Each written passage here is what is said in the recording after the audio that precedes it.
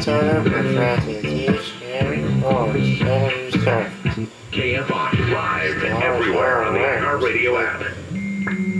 There's a lot of COVID info out there, but not all of it's true. So it's important to remember the facts. Do COVID-19 vaccines give people the virus? Nope. It's actually the opposite. Vaccines teach our cells how to fight COVID-19. And just like other vaccines, COVID-19 boosters help keep our immunity strong. Share the facts, not the virus. Find a vaccine near you at myturn.ca.gov. Brought to you by the California Department of Public Health. On the new true crime podcast Betrayal, a woman chronicles her fairy tale romance gone horribly wrong. Her husband's secret life destroyed their marriage, shook their community, and ultimately sent him to prison. Going through Spencer's emails, Snapchat, whatever I could get my hands on. Just a punch in the gut every single time. Listen to Betrayal on the iHeartRadio app or wherever you get your podcasts. Brought to you by DuckDuckGo. Protect your privacy online for free with DuckDuckGo. Another nice sunny day here in Southern California. The perfect time to think about going solar and saving some cash. You might not think of going solar when it's still cool outside, but those hot summer days are coming. You're going to get the best deals right now at Solar Max Technology. Just think, no more worrying. How much is this going to cost me to turn this AC on? Listen, I love the low electricity bills, and the power company even pays me once a year now. Now is definitely the time to be thinking solar because Solar Max's spring solar sale is on through May 31st. Go solar for $49.93 a month, zero down, 0.99% APR. I mean, no one offers a complete solar panel system for that price. You get a custom designed system, a dedicated solar consultant, and unmatched pricing and quality control because Solar Max panels are designed, engineered, and assembled locally under one roof out there in Riverside. Call Solar Max, get solar for $49.93 a month with zero down and a 0.99% APR. Dial pound 250 on your cell and say the keyword Solar Max, pound 250 Solar Max, or go to solarmaxtech.com. Monthly payment available on approved credit. CSLB number 97204. Chock full of stimulating talk. KFI and KOST HD2, Los Angeles, Orange County. It's time for your morning wake-up call. And now, here's Jennifer Jones-Lee. Good morning, and welcome to your Friday Eve. I think we're going to go to the LA County Fair tomorrow. I think that's what we've decided. Now, here's my reasoning. If we go after the show tomorrow, it's still on the weekend, but it's not going to be as packed as it's going to be Friday night or Saturday. Now, don't everybody take my advice and go, hey, that's a great idea. Let's go tomorrow. Make it super packed. But if you do go tomorrow, look for me. Look for Scott. He usually wears goofy shorts. I don't know. I know. You're asking yourself, wait, why? I don't know. I don't know either. Welcome to my world. That's how you'll notice us. KFI AM 640 live everywhere on the iHeartRadio app. Welcome to your wake-up call. I'm Jennifer Jones-Lee. Some of the stories we're watching in the KFI 24-hour newsroom. 5 families have sued SoCal Edison, claiming a fire in Laguna Niguel that damaged or destroyed 31 homes could have been prevented. Parents with sick kids have been forced to wait hours at Children's Hospital Los Angeles. I'll tell you why. And the San Pedro Wildlife Center says it's been inundated with sick and injured brown pelicans. 5:05, we're going to talk with ABC's crime and terrorism analyst Brad Garrett. Here we go again.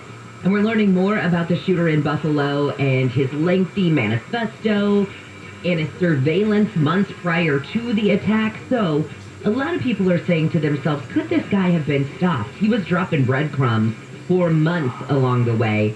Why did no one pick them up?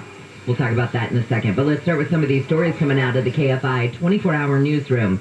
A man in Laguna Niguel says a scorched skateboard and a singed scooter are all that's left of the burned-down home his kids grew up in. It's just a pile of rubble. Ramin Yazdi says his family's history was erased in one night. It's kind of sad. He choked up a bit when explaining just how hard the loss has been for his wife. Her wedding dress, and she recently lost her mom, and she lost a lot of the memorabilia that she was keeping. Yazdi is one of 5 families suing SoCal Edison this week for last week's fire. Lawyer Brian Sutter says infrared imaging shows faulty utility equipment's to blame. Some part of the electrical equipment failed in the ignition area, and perhaps showered sparks down onto the ground, igniting the dry vegetation. There's no official cause yet. SoCal Edison says it's too early to comment on litigation. But Yazdi says, what's the point of taking 2 years to rebuild if SoCal Edison's wires remain above ground, causing it all to burn down again? I've never experienced anything like it. I've seen this happen to other people on TV, and I genuinely felt sorry for them. But man, unless it happens to you, you have no idea how upsetting it is. In Laguna Woods, Corbin Carson, KFI News. I can't even imagine. And actually, that story poses a great question. Why couldn't SoCal Edison take this time? If you've got to rebuild an entire neighborhood, and if you remember the pictures, it literally was house after house after house, almost just in a row in some places. Wouldn't this be the perfect opportunity for them to then bury those lines underground? If you're rebuilding a neighborhood, why not just rebuild it literally from the ground up? Now, officials with the city of Laguna Niguel have lifted all evacuation orders related to that fire. The last remaining evacuation zone on Coronado Point was lifted yesterday. They say the Laguna Niguel Regional Park and parts of Aliso and Wood Canyon's Wilderness Park have also reopened. Now, gusty winds, low humidity, and dry vegetation will bring fire dangers to a large part of Northern California this week. The National Weather Service says a fire weather watch is in effect through tomorrow night. California has already experienced damaging wildfires this year, including a fire that destroyed 20 homes in Laguna Niguel last week. The one we were just talking about. LA County Sheriff Villanueva has challenged the Board of Metro to actually ride its trains and buses. The sheriff says board members do not practice what... Let's try that again. Steve, 3, 2, 1. The sheriff says board members do not practice what they preach, especially the Public Safety Advisory Committee, which he says wants to get rid of law enforcement on the entire system. It's a PSAC committee that says, oh, we're riders because they ride maybe a bus line somewhere out in the San Fernando Valley. No, you need to ride the blue line, the red line, on a regular basis every day. The sheriff says he saw a graphic video of a man lit on fire last week by a homeless woman on the Gold Line. He says the board and all its committee members should watch the video to see the reality of riding on the system.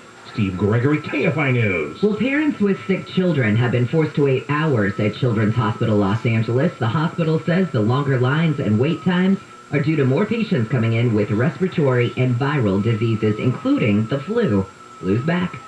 All right, we come back. We're going to talk with ABC's crime and terrorism analyst, Brad Garrett, more on the Buffalo shooter, because he's got this lengthy manifesto. There was surveillance months before the attack. So the burning question is, could this guy have been stopped? We'll find out when we talk with Brad in just a few minutes. But right now, let's take a look at that drive. Nick Paliocchini, good morning. It's Flo and Brea. Good morning. Definitely the case, JJL, on the southbound side of the 57. As folks are making their way out of the Brea Canyon from Brea Canyon Road, you're going to see a rough ride passing Lambert as you make way toward Imperial. Now, that looks like overnight Caltrans crews are wrapping up shop in the area. If you have an update of exactly what's causing the delays, pound 250 on your cell phone. Keyword is KFI traffic heading out of the Inland Empire through Orange County. Actually not looking too bad for your drive right now. Going to be about 35 to 40 minutes out of downtown Riverside, 91 westbound into Anaheim and Fullerton. As you make way toward the 5, you will see a bit of a slowdown developing for the drive 91 westbound as you approach the 241 toll road. So just more so a heads up for you there than anything. Otherwise, Orange County looking pretty darn quiet, although it looks like there were some overnight Caltrans projects on the 405. Had a full freeway closures in effect for the northbound side, and that's going to be busy for you right now. Northbound 405 as things reopen from about Magnolia, continuing toward Beach Boulevard, and then further northbound, everything looks pretty decent, continuing into the Westminster, Garden Grove, and Steel Beach areas.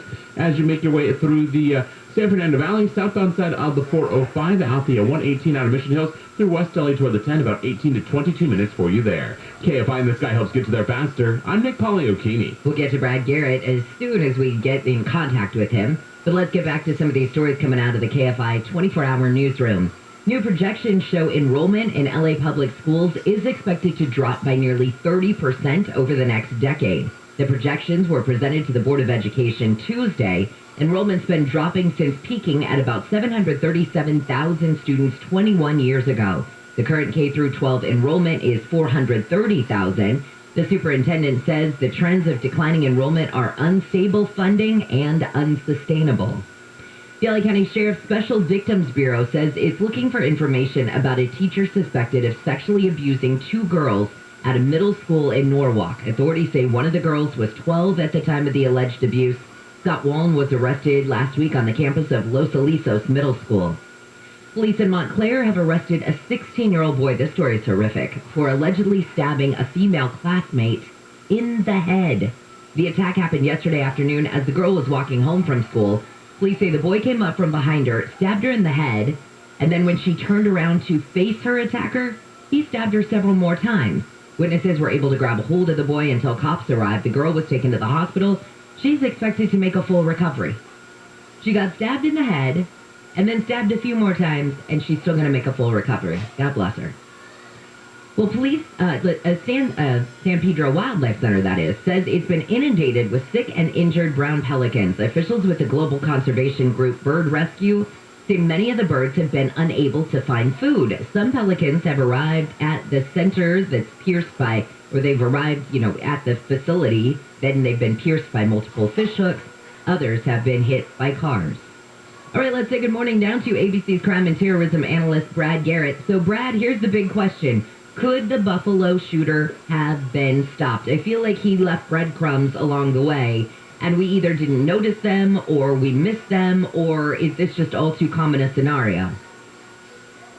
Well, I do think we could have stopped them. But having said that, obviously law enforcement would have to know that this is a kid that's doing pre-surveillance. That's going in March, he drove to Buffalo to do surveillance of that particular market. He made a drawing of that market.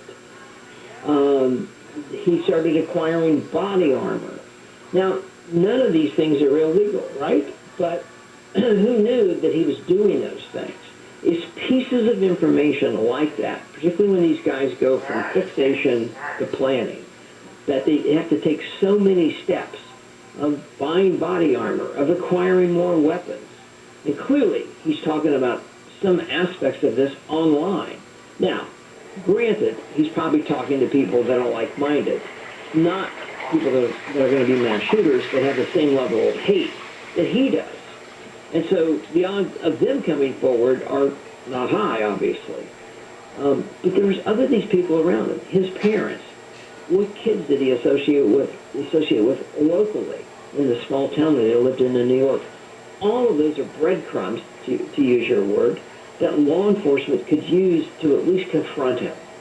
Not arrest him, not detain him, but confront him. Because one of the keys sometimes with these shooters is to let them know the law enforcement is that he is on their radar screen. Again, none of this is perfect, but we've got to do better at educating people as to what they should tell law enforcement. I think, and that's what I was just going to kind of go off on, was, I guess then, when you're if you're the parents, though, are you, no one is going to stop and go, hey, I think my kid's going to be a mass shooter. I should turn them in.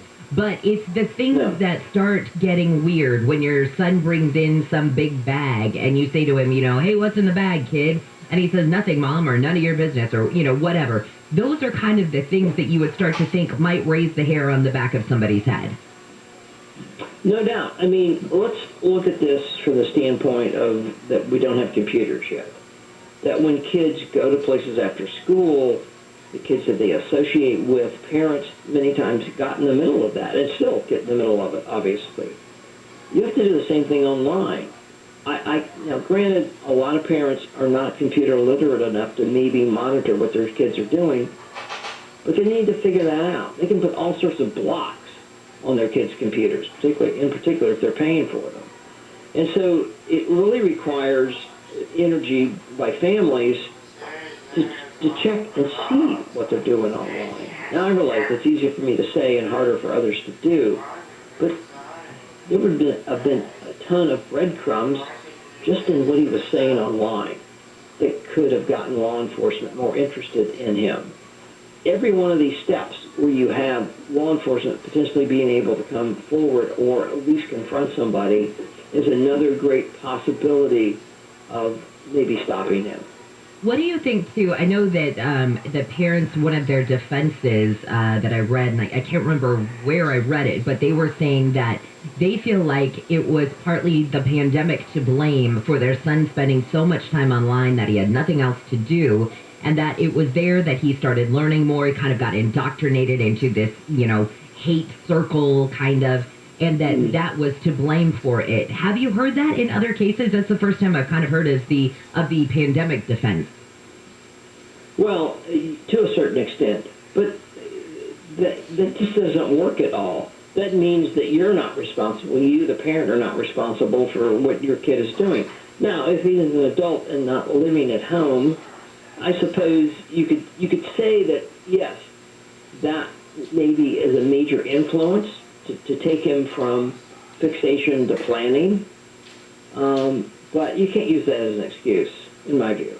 And then when it comes to, I guess also him being 18 years old, so two things. My dad always said, as long as you're living under my roof, my rules, I can look at whatever I want. I can check your phone. I can, whatever, back in the day. And, but, and this kid was 18. I get that. But he was still living under their roof. And, I don't know what goes on behind closed doors in each house and what the rules are for everybody. But I guess that in that case, they would still have had the authority to look at his stuff, even if he was 18. Well, of course. I mean, now you've really separated family relationships from the law. Whether he's 18 or 25, if he's living in the house and you think he's up to no good or doing some really negative things online, then you need to confront him. And you need to figure out, if you don't have the technology, you're not computer literate, then you need to find and talk to people who are.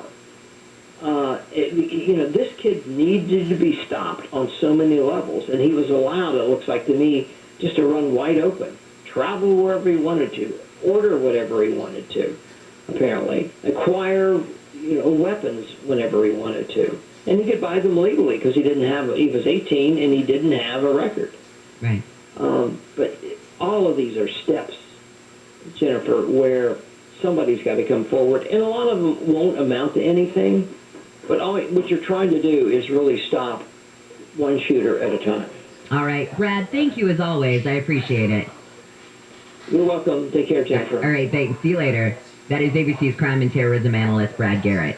And that's, I know that we focused on the parents in this one, and I don't know the situation specifically in this case. Maybe the parents did confront him. Maybe the parents, had no idea. And that is possible, When I was a kid, I was sneaky. I did stuff behind my parents' back. Come on now. We all did. But when it was also a different time back then. And I can tell you that if a letter came in the mail to me, my mom was over my shoulder reading it. If a package came to me, we opened it up on the kitchen table. Now, I know it's different with Amazon and I don't know where this kid bought anything from, but if a giant package came to the house, my parents typically would have been like, hey, what's in the box?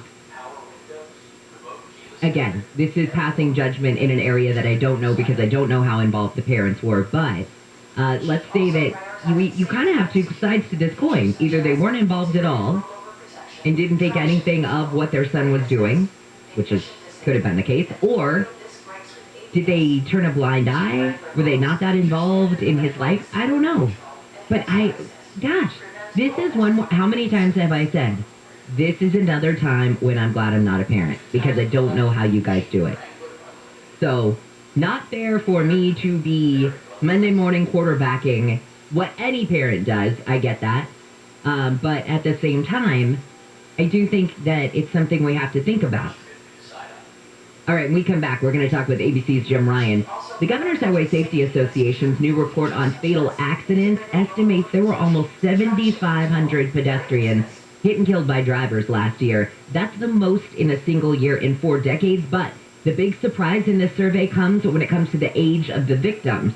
And I'm wondering if there is a common denominator. I'll ask Brad in just a second, or Jim, that is.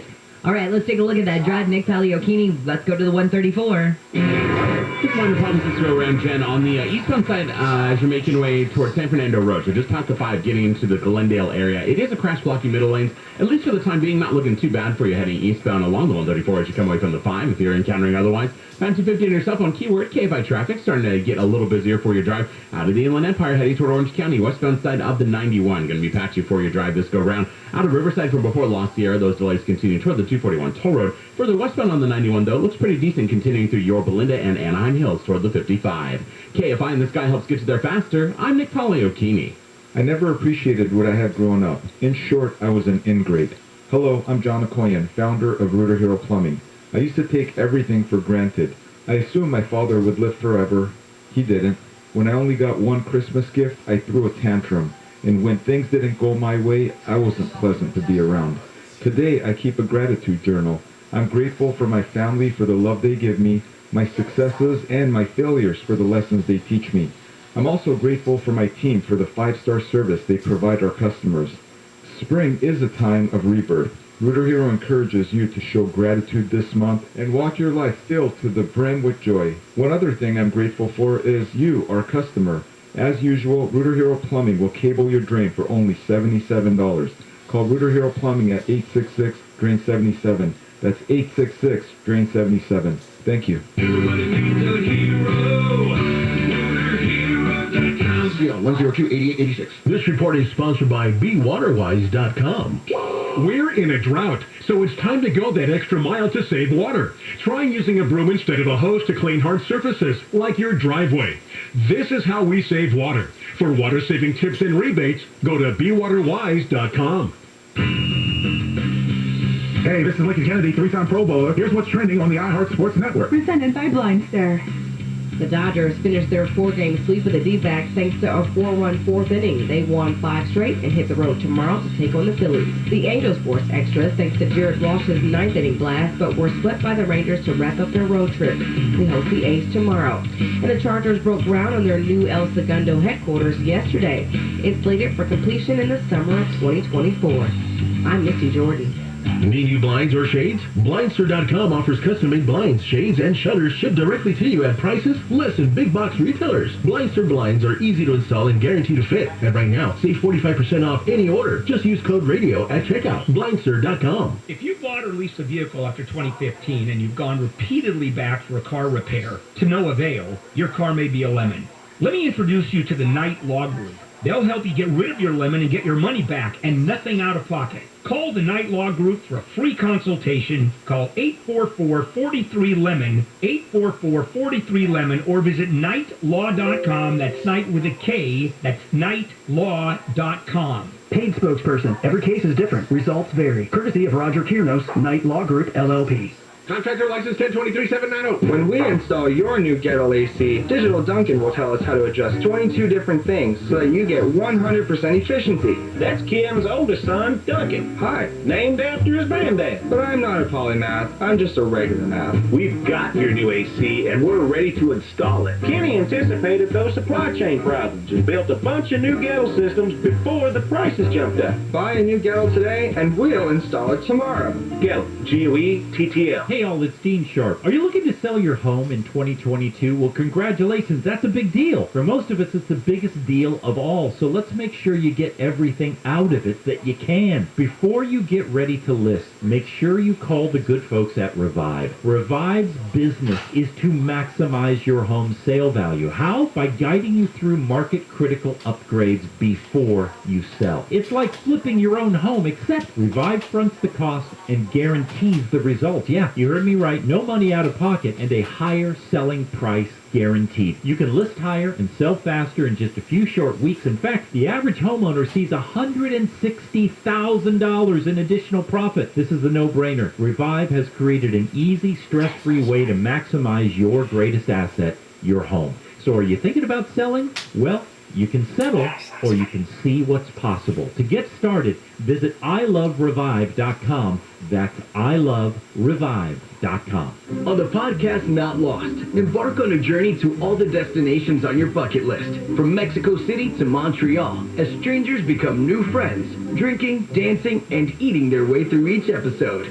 What comes to mind when we think of Montreal? I definitely think of poutine. Of course. I think of you guys. They're everywhere. Listen to Not Lost on the iHeartRadio app or wherever you get your podcasts. Brought to you by DuckDuckGo. Protect your privacy online for free with DuckDuckGo. Hey, it's Steve Gregory. Join me every Saturday for Unsolved, where we talk with investigators about cold cases, challenging cases, even the most wanted. And the interviews aren't only interesting, they're making an impact. The word is getting out there, because I can tell you, Steve, that since this first aired on your show Unsolved, we've seen an uptick in tips on our tip line. Listen on air, online, or download the podcast. It's the only show of its kind in Southern California. Unsolved with Steve Gregory. This Saturday night at 8 on KFI.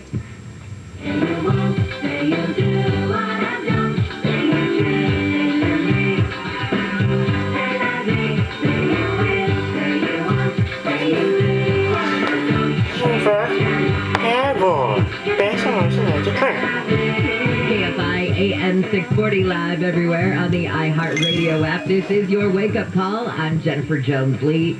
Some of the stories we're following in the KFI 24-hour newsroom.